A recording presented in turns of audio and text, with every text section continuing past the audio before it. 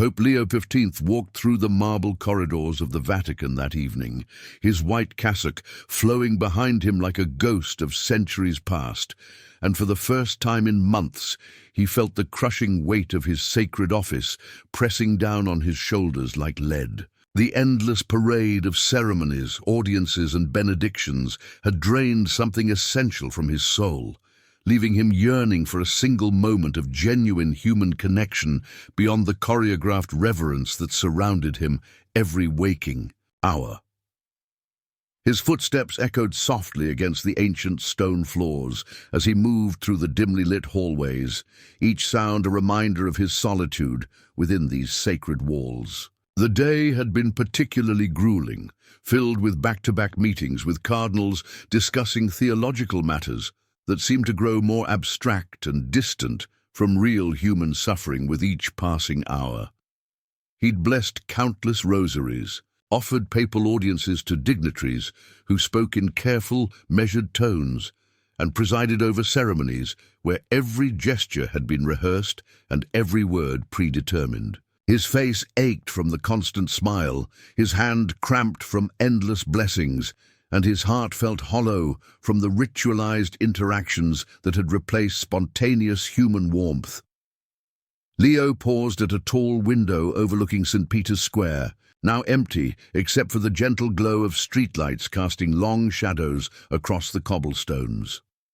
Beyond the square, Rome sprawled in all directions, filled with ordinary people living ordinary lives, sharing meals with their families, arguing about football, laughing at simple jokes, experiencing the messy, beautiful reality of human existence that felt increasingly foreign to him. He pressed his palm against the cool glass, watching his breath fog the surface momentarily before disappearing.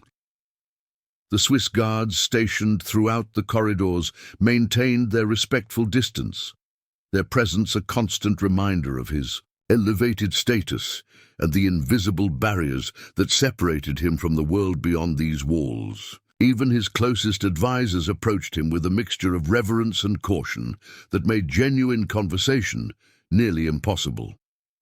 When had he last heard someone speak to him without first calculating the theological or political implications of their words? A rebellious thought began to form in his mind, something that would have shocked his predecessors and certainly his security detail. What if, just this once, he simply walked out, not for an official papal visit with motorcades and crowds, but alone, as just another man seeking a quiet meal and perhaps a moment of authentic human connection in the eternal city that stretched beyond these marble walls? The heavy wooden door of his private quarters closed behind him with a soft click that seemed to echo through his entire being. Leo had exchanged his formal papal vestments for the simple black cassock and white collar of an ordinary priest, a disguise that felt both liberating and terrifying as he made his way through the less formal corridors toward a side entrance. He'd noticed during his early morning walks but never used. His heart hammered against his ribs as he approached the Swiss guard stationed at the Porta Sant'Anna, the same gate used by Vatican employees and residents for their daily comings and goings.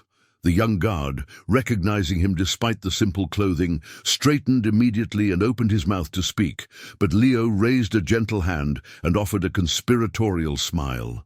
"Just an evening walk, my son," he said quietly, his voice carrying the authority that made questioning impossible. "Please, no escort tonight." The guard's eyes widened slightly, clearly torn between protocol and papal instruction, but training one out, and he stepped aside with a respectful nod. Leo passed through the gates and felt the cool Roman air hit his face, carrying with it the sense of the city beyond the Vatican walls.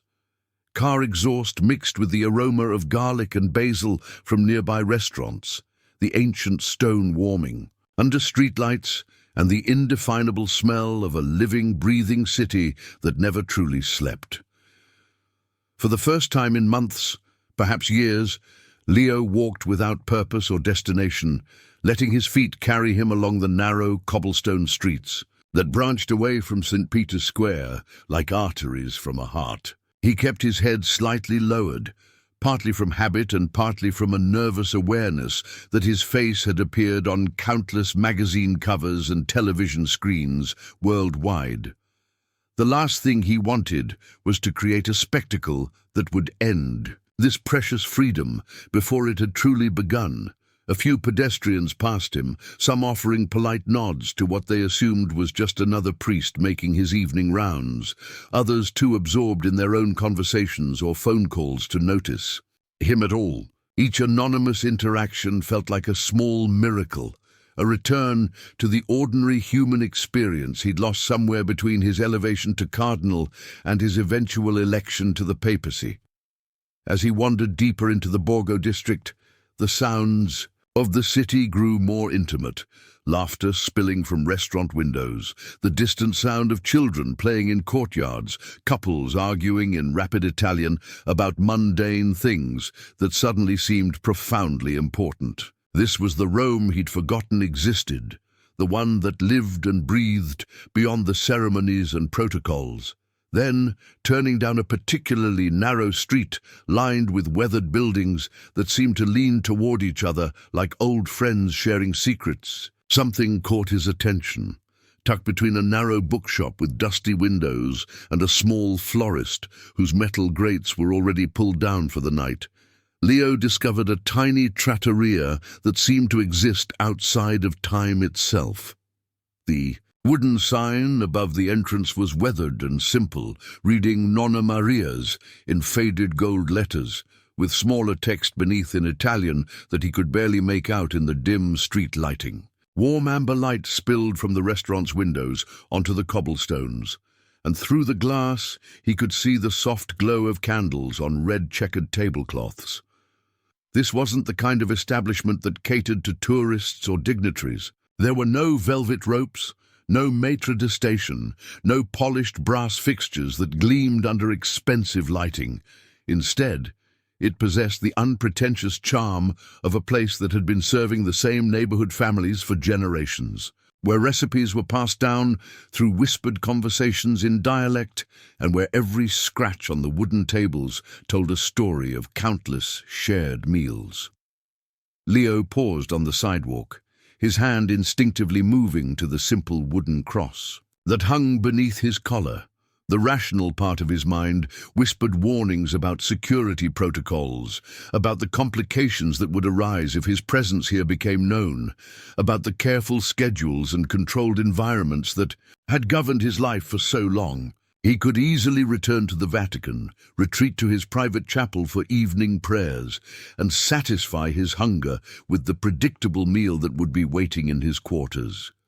But through the restaurant's windows, he glimpsed something that made his chest tighten with longing.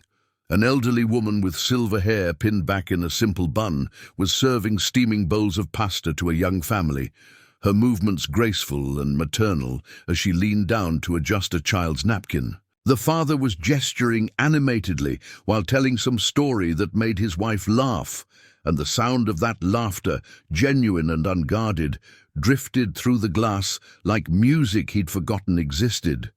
The scene reminded him of his own childhood dinners before his calling became clear, when meals were chaotic affairs filled with interrupting voices and the comfortable noise of people who knew each other's stories by heart. When had he last witnessed such unself-conscious joy? When had he last been part of it? The woman inside looked up at that moment, her eyes meeting his through the window. For a heartbeat, they simply regarded each other across the glass.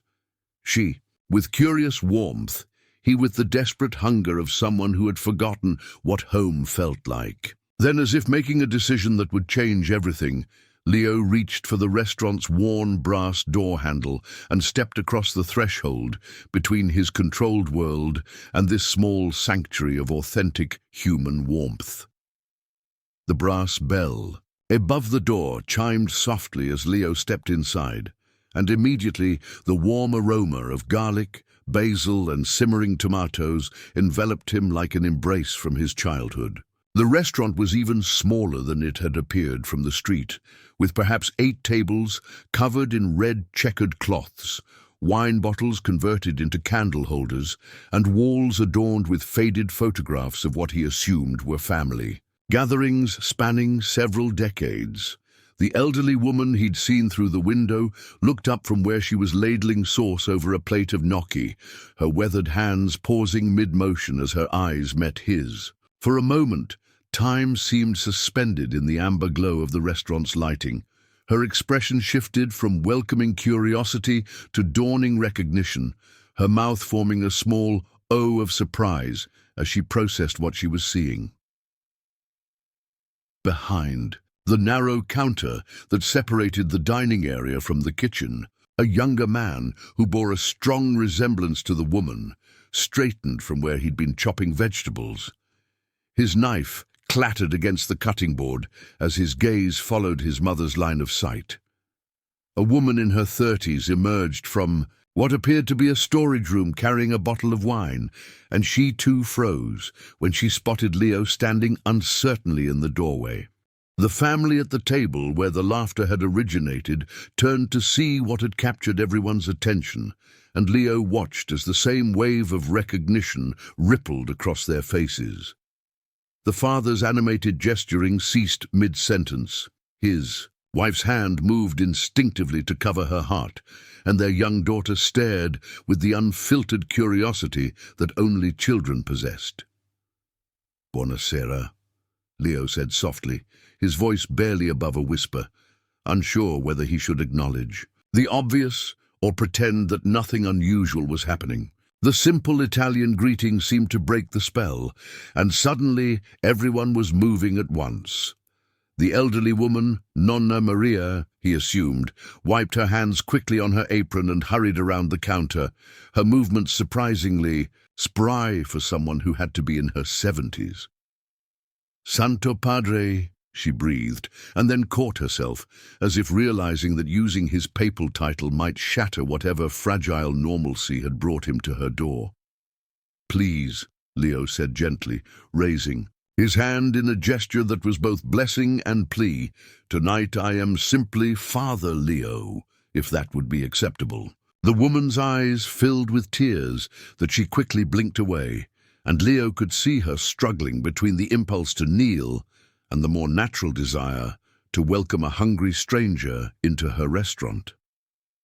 The silence stretched for another heartbeat before she made her choice, stepping forward with the warm smile he'd glimpsed through the window. "Then welcome, Father Leo," she said, her voice thick with emotion and the musicality of her Roman accent. "I am Maria, and this is my family." Maria's eyes darted briefly toward the corner where a small shrine to the Virgin Mary stood among dusty wine bottles, as if seeking guidance on how to navigate this unprecedented moment. Leo followed her gaze and felt a flutter of panic that she might drop to her knees or begin reciting formal prayers, shattering the ordinary evening he so desperately craved. But Maria surprised him. Instead of genuflecting, she did something far more extraordinary. She reached out and touched his arm, with the gentle familiarity of a mother checking if her son had been eating properly. "You look thin, Father," she said, her maternal instincts overriding centuries of papal protocol. "When did you last have a proper meal?" The question was so unexpected, so wonderfully normal, that Leo felt his shoulders relax for the first time since entering the restaurant. Behind the counter, her son Giuseppe cleared his throat nervously and shot his mother a look that clearly said, "You can't just tell the Pope he looks thin." But Maria ignored him completely. "Mamma," Giuseppe said carefully, stepping forward with his hands still flour-dusted from his kitchen work. Perhaps Father Leo would prefer the corner table." The daughter-in-law Elena emerged fully from the storage room, still clutching the wine bottle like a lifeline, her eyes wide with the surreal nature of the situation. Should we close the restaurant?" she whispered to her husband, in rapid Italian, clearly concerned about other patrons witnessing this unprecedented visit. "No, please," Leo interjected, understanding her concern, but feeling a stab of disappointment at the thought of returning to the artificial isolation that defined his daily existence. "I was hoping simply to enjoy a quiet dinner, if that would be possible." Maria nodded decisively, as if she'd been waiting for exactly this permission to treat him like any other hungry customer who'd wandered in from the Roman evening. "Giuseppe, set the corner table properly. Elena, open that bottle of our good Chianti.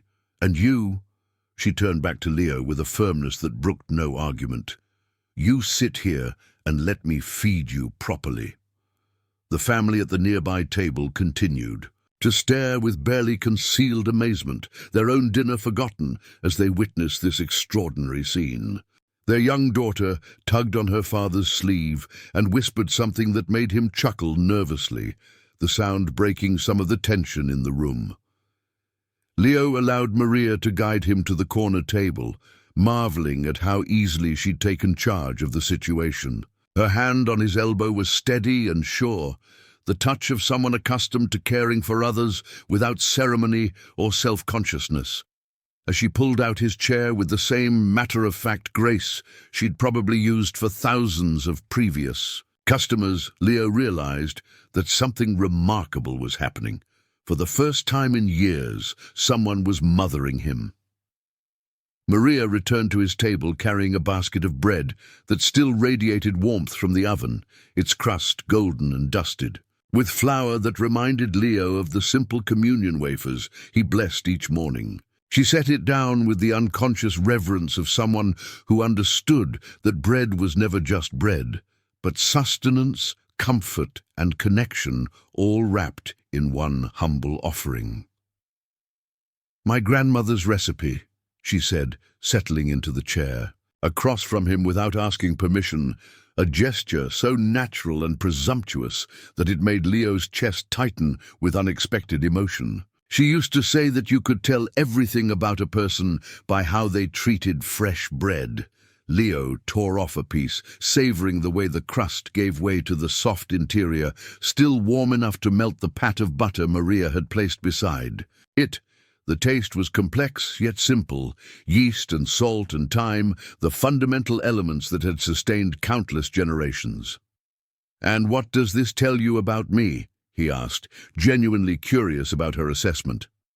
Maria studied him with eyes that had clearly seen decades of human nature play out across her tables. "You eat like someone who remembers being hungry," she said quietly. "Not for food, maybe, but for something." She paused, her weathered hands folding over each other. "My late husband, God rest his soul, he had the same look sometimes.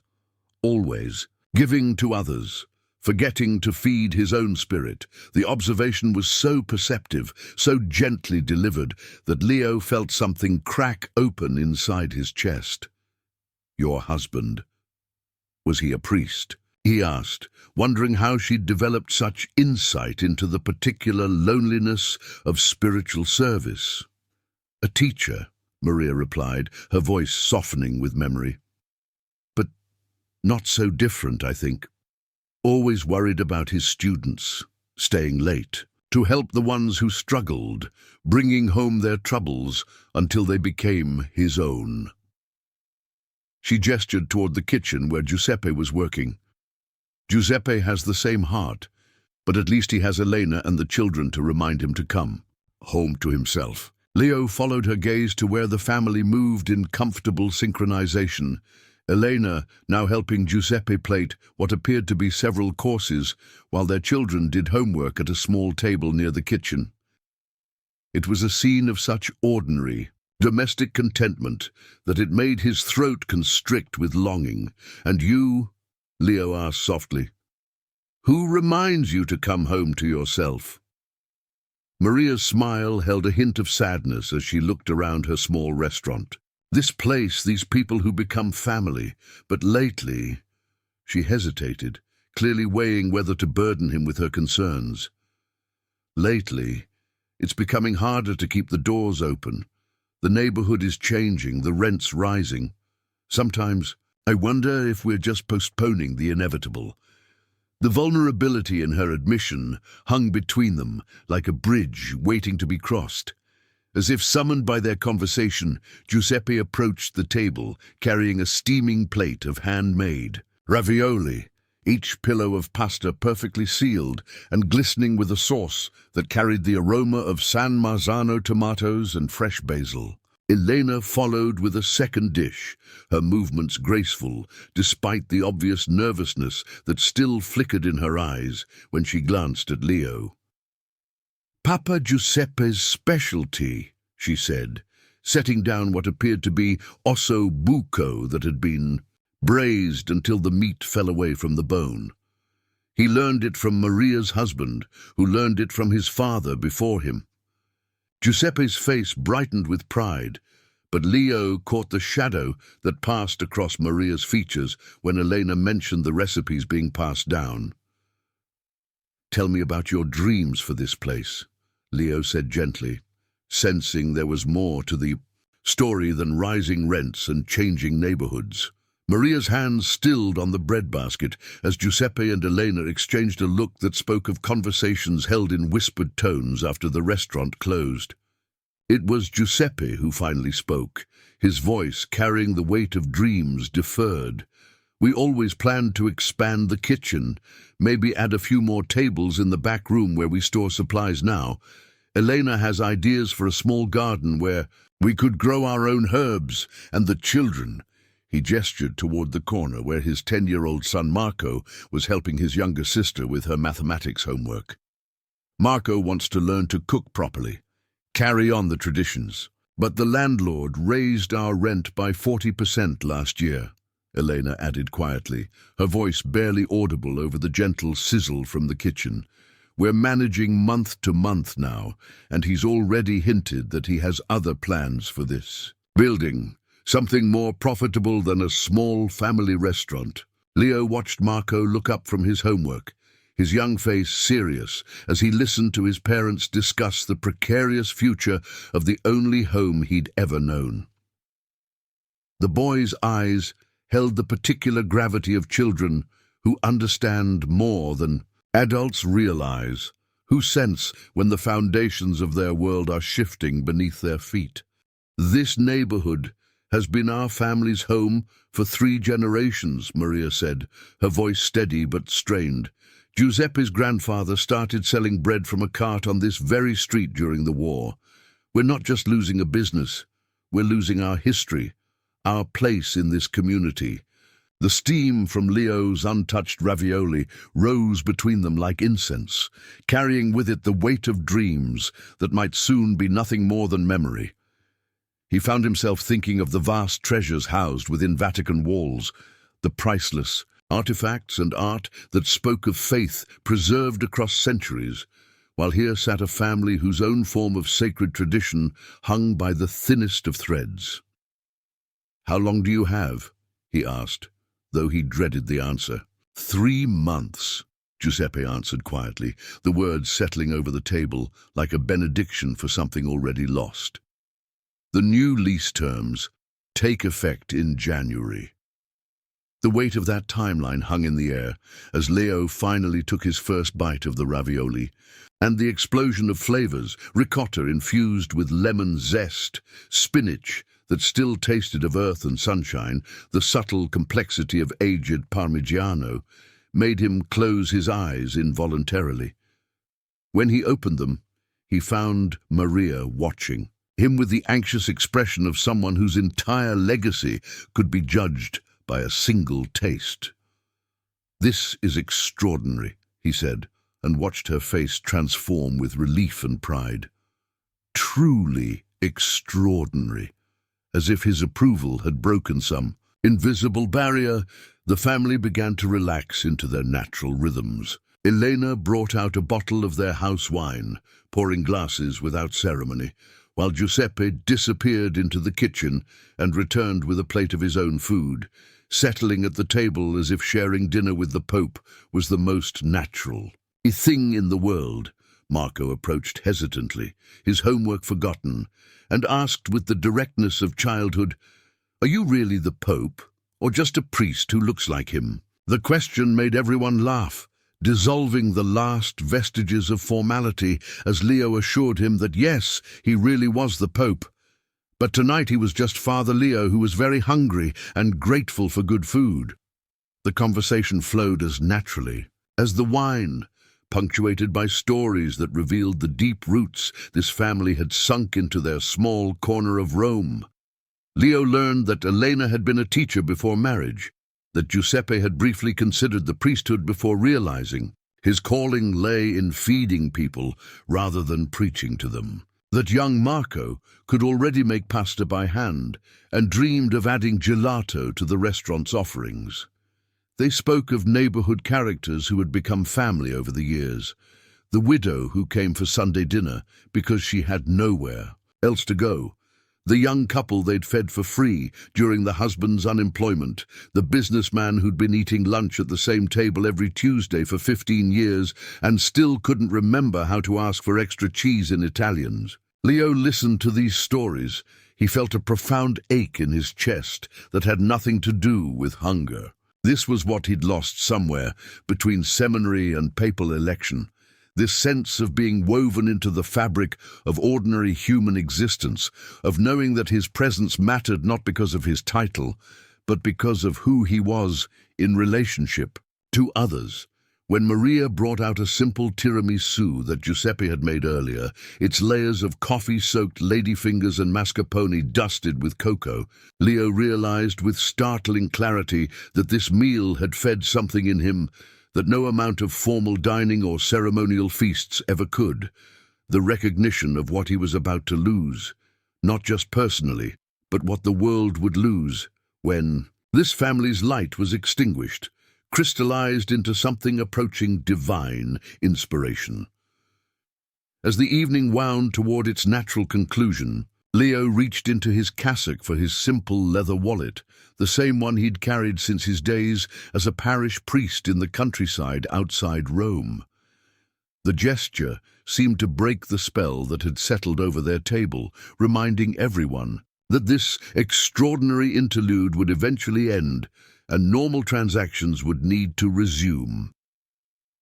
Maria's hand shot out with surprising speed, covering his wallet before he could extract any money.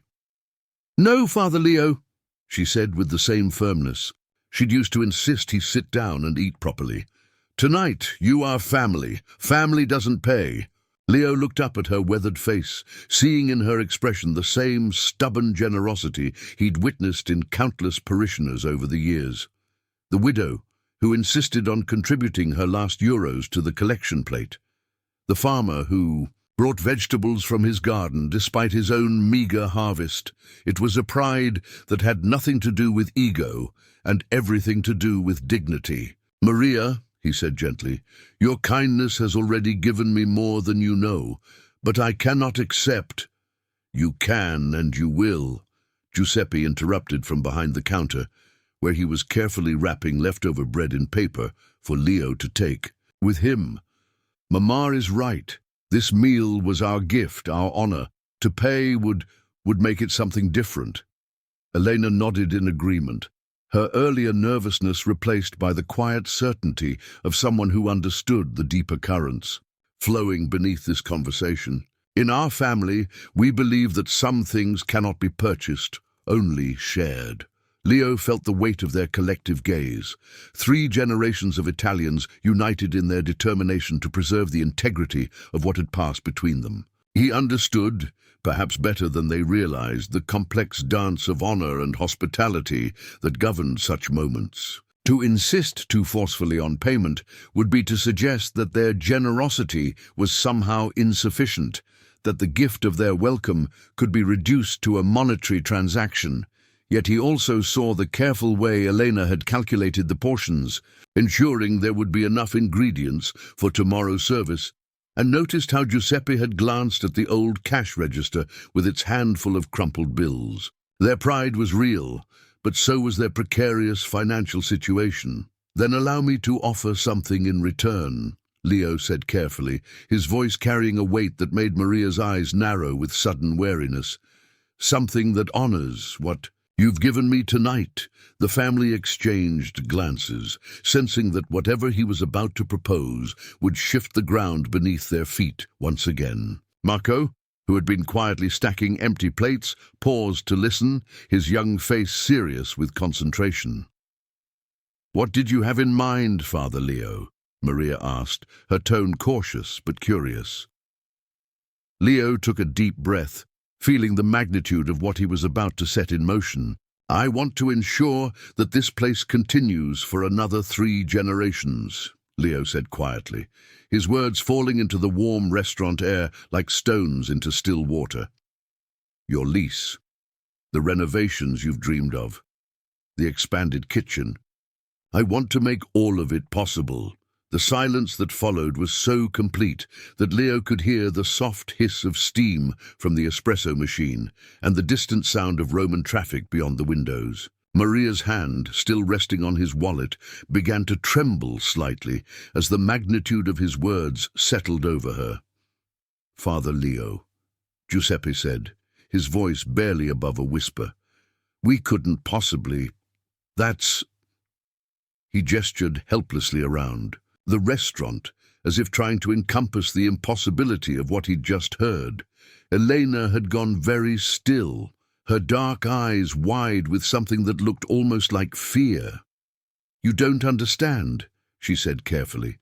"The lease alone would cost more than we make in 2 years, and the renovations, the expansion, it would be—" She stopped, unable to voice the astronomical figure. Leo leaned forward, his hands folded on the red checkered tablecloth. "I understand more than you might think. I've spent my entire life in service to something larger than myself, and tonight you've reminded me what that service truly means. It's not about grand gestures or papal audiences.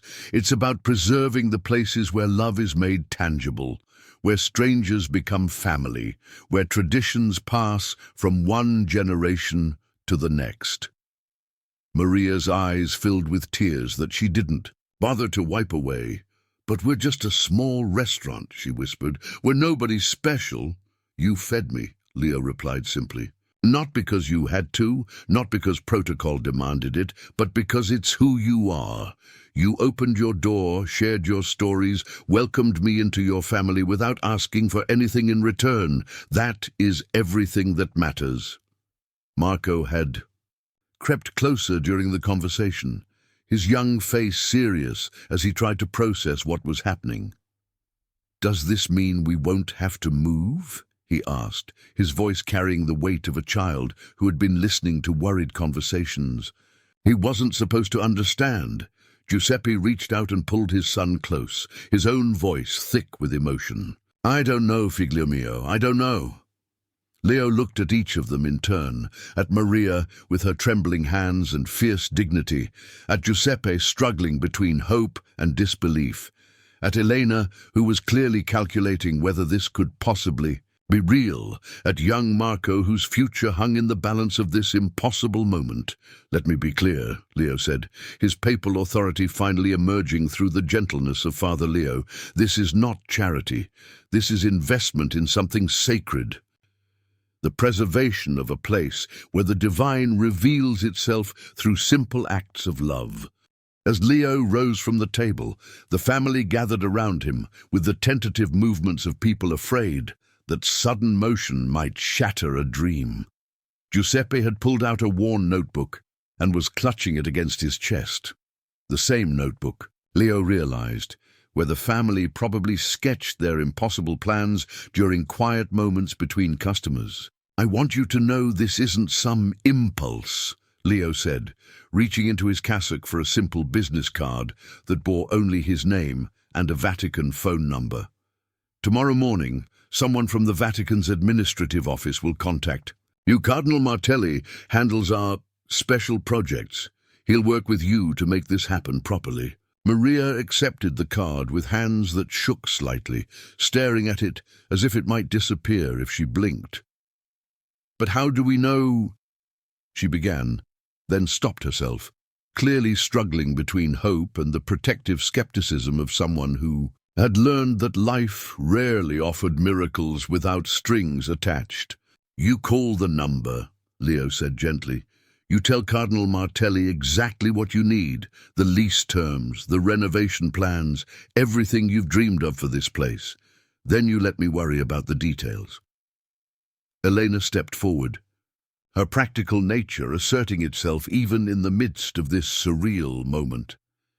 Father Leo, forgive me, but we need to understand. What do you expect from us in return?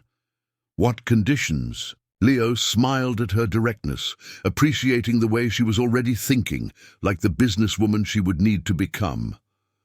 The only condition is that you remain exactly who you are, that you continue to treat strangers like family, that you keep your grandmother's recipes alive, that you remember that the most sacred act we can perform is to feed one another with love. Giuseppe opened his notebook, revealing pages covered with sketches and calculations, diagrams of the expanded kitchen, measurements for additional seating, lists of equipment and costs written in multiple hands as different family members had contributed their dreams over the years.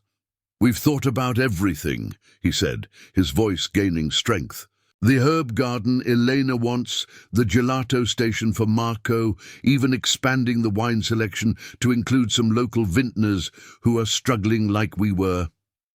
Were, Leo repeated, savoring the past tense. Show me. The next 20 minutes transformed the restaurant's atmosphere from stunned disbelief to excited planning as the family spread their dreams across the tables like architectural blueprints for hope. Marco produced his own drawings of the gelato case he'd imagined, complete with flavors written in careful, childish script. Elena described the small outdoor seating area that could accommodate 6 more tables during Rome's mild seasons.